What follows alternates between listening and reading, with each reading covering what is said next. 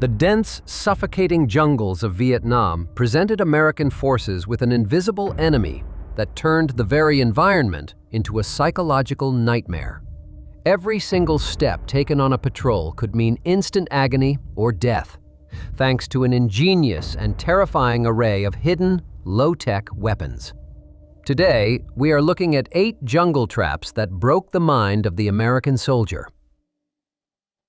When American troops deployed to Vietnam, they brought the most technologically advanced military machine the world had ever seen.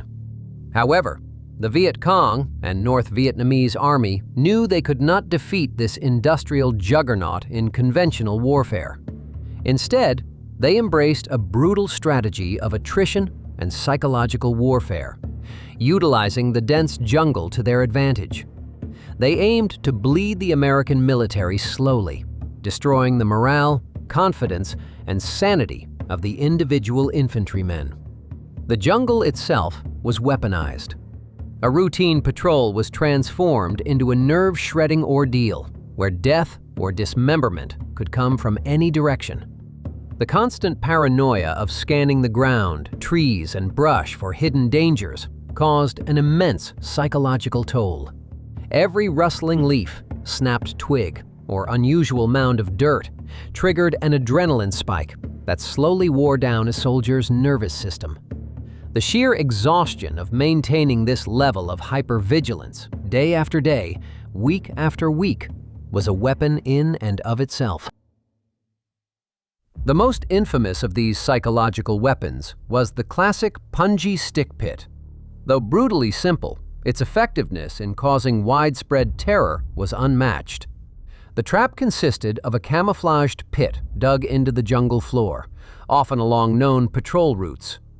The bottom was lined with sharpened bamboo stakes, which, when hardened by fire, could pierce standard-issue combat boots with ease. But the true horror was not just the puncture wound. The Viet Cong routinely coated the tips of these stakes with feces, rotting meat, or poisonous plants. The primary objective was rarely to kill outright, but rather to guarantee a severe, debilitating infection. A wounded soldier required immediate medical evacuation, tying up multiple men, calling in vulnerable helicopters, and slowing the patrol's momentum. Knowing a single misstep could lead to a slow, agonizing battle with jungle rot left soldiers constantly second-guessing every movement. Another terrifying variation was the Venus flytrap, specifically designed to maximize panic and make extraction excruciating. A rectangular frame was constructed with overlapping, downward-pointing bamboo spikes, then buried in a shallow pit and carefully concealed. When an American soldier stepped onto the trap, his leg would slide easily down through the flexible spikes. However, the moment he instinctively attempted to pull his leg back out, the overlapping spikes bit deeply into his calf and thigh.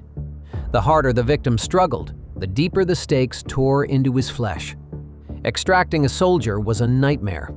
Medics could not simply pull him free without causing catastrophic tissue damage. They often had to painstakingly dig the entire wooden frame out of the dirt while the soldier screamed in agony, all while potentially under hostile fire.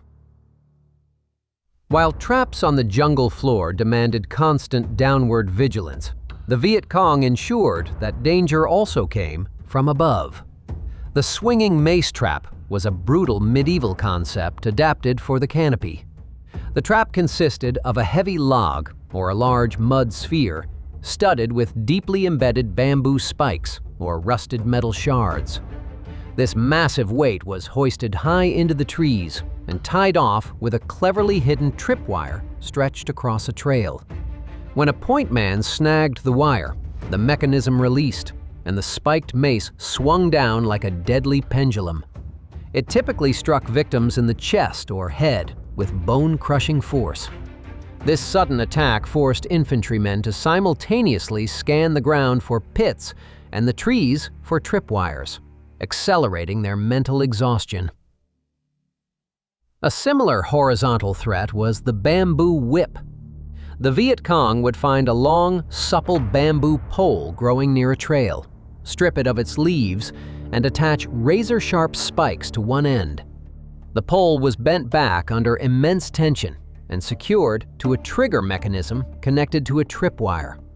When a passing soldier tripped the wire, the stored kinetic energy was instantly released. The spiked bamboo pole whipped across the trail at blinding speed, usually positioned to strike a man perfectly in the midsection. The sound of the trap releasing was a sharp crack, followed instantly by screams. There was no time to dive for cover. The constant anticipation of that sudden, violent snap kept soldiers in the state of hyperarousal and severe combat stress. The Viet Cong were also masters of scavenging American materials to use against them, perfectly exemplified by the grenade-in-a-can trap. This improvised explosive device was elegantly simple. Trap makers would take 2 discarded tin cans, often from American sea rations, and tie them to trees on opposite sides of a path. They would take a fragmented hand grenade, remove the safety pin, and slide it into one of the cans. The tight metal walls held the safety lever securely in place, preventing detonation. A tripwire was then tied to the grenade and stretched across the trail. When a soldier snagged the wire, it pulled the grenade out. Without the tin walls to hold it, the spoon flew off, and seconds later, the jungle erupted in lethal shrapnel. Perhaps one of the most difficult traps to detect was the Cartridge Trap, a device that capitalized on the abundance of small arms ammunition. The Viet Cong would take a section of hollow bamboo and secure a nail at the bottom, pointing upward. They then placed a single rifle bullet into the tube, so the primer rested just millimeters above the nail point. This assembly was buried in the dirt, with only the very tip of the bullet exposed, camouflaged with mud. When a heavily laden soldier stepped directly onto the concealed trap, his body weight forced the bullet down. The nail struck the primer, and the cartridge discharged. The projectile fired straight upward through the sole of the combat boot, shattering the foot. The sudden, isolated gunshot from beneath the earth was completely demoralizing. Moving away from mechanical devices, the Viet Cong also weaponized the deadly local fauna, most notably in the 2-step snake trap. Vietnam is home to highly venomous snakes, including the bamboo pit viper, which troops grimly nicknamed the 2-step snake, based on the myth that a bitten man would only make it 2 steps before dying. The Viet Cong would tie these aggressive vipers by their tails to low-hanging branches along patrol routes, perfectly positioned to strike a soldier in the face.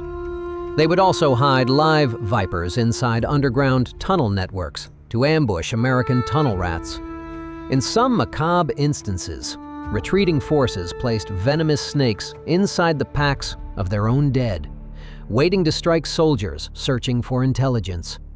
The primal fear of snakes pushed many to the absolute brink of psychological collapse. Finally, we must examine the terror of the bounding fragmentation mine, famously known as the Bouncing Betty. While not a low-tech trap, it was heavily utilized by enemy forces who captured American M16 mines or deployed Soviet equivalents. The Bouncing Betty was typically buried with only a small, 3-pronged pressure fuse exposed above the dirt. When a soldier stepped on the prongs, it ignited a small propelling charge at the base. This charge launched the main explosive roughly 3 feet into the air.